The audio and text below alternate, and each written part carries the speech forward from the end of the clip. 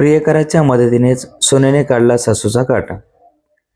हदगाव शहरातील तहसील येथे कार्यरत असलेल्या सेविका कमलबाई क्षीरसागरे यांचा मृतदेह दिनांक 13 जानेवारी रोजी हदगाव शहरापासून वाळकी फाटा रोड पेट्रोल पंपाजवळ खदानीजवळ मृतावस्थेत सापडला होता.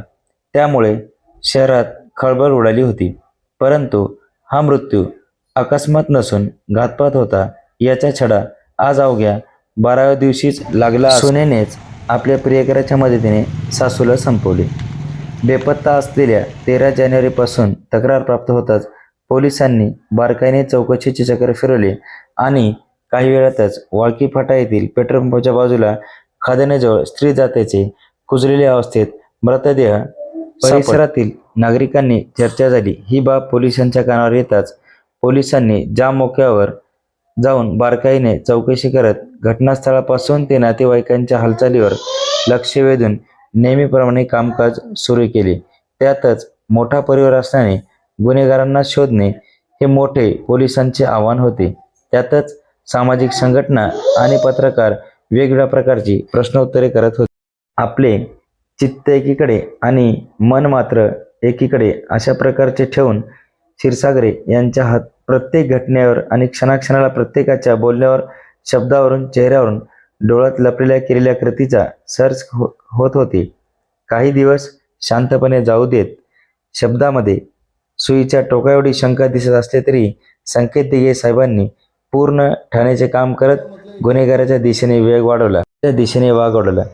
एकेकाने चौकशी करत शहरातील जमेल त्या पद्धतीने पुरावे एकत्र कसे करता येईल याच्या साहाय्याने फेरफटका मारून कुठे CCTV आहेत याचा शोध घेत या कानाची खबर त्या कानाला न लागता मोटरसायकलवर गठोडे कशाचे मोटरसायकलवर नेल्याची चुणूक लागल्याचे थेट हे मोटरसायकल घटनास्थळावर गेल्याचा अंदाज बांधत गुन्हेगारांच्या कार्याचा पर्दाफाश केला. यात महत्त्वाची कामगिरी DSBचे नागनाथ गायकवाड तसेच LCBचे अर्चना गोरपेलवर या तपासामध्ये सक्रिय सहभागी होते. तहसील ऑफिस हदगाव येथील महिला नामे कमलाबाई गंगाधरराव क्षीरसागरे यांचा 13 तारखेला त्यांनी सर्वप्रथम पोलीस स्टेशन एक मिसिंग दाखल केलं होतं. त्याच दिवशी मनुष्य मिसिंग दाखल केल्यानंतर 1 तास 2 तासामध्येच त्या महिलेचा मृतदेह वाळकी फाटा, त्याच्या वाळकी फाट्याला तो मृतदेह मिळून आल्याचं माहिती मिळाली. तिथं गेल्यानंतर सुरुवातीपासूनच तो एक संशयाचा, परंतु त्याला धागादोरा काहीच नव्हता. आपण तो EDR दाखल केला. त्यानंतर अंत्यविधी झाला. बारकाईने प्रत्येक प्रकरणावर घरातल्या जवळच्या त्यांच्या दैनंदिन जीवनामध्ये अटॅकमध्ये आहेत अशा अनेक माणसांचा आपण बारकाईने अभ्यास केला. दरम्यान तिचे किती घरातून बाहेर गेली का नाही हा सगळ्यात पहिला प्रश्न उभा राहत होता. त्याच्यानंतर तो त्याप्रमाणे आम्ही ती आजूबाजूचे आम्ही रात्रीच्या वेळी CCTV पाहिले. का तर दिवसा जर CCTV पाहिले त्यातलंच कुणी आरोपी असेल तर त्यांना त्या गोष्टीचा डाऊट येईल आणि ते आमच्याकडे उत्तर देण्यामध्ये त्यांना थोडासा एक हे सगळे CCTV रात्री 2-2:30 वाजता मी जाऊन बघायचो सोबतच्या कर्मचाऱ्यांसह आणि ते मग दिवसा मग असं निष्पन्न आलं की ही महिला 9 तारखेला शुक्रवारी 9 तारखेला घरी गेली, परंतु नाही. याचा अर्थ मग ते गुढ घरातच निघावं अशी एक शक्यता वाटत होती.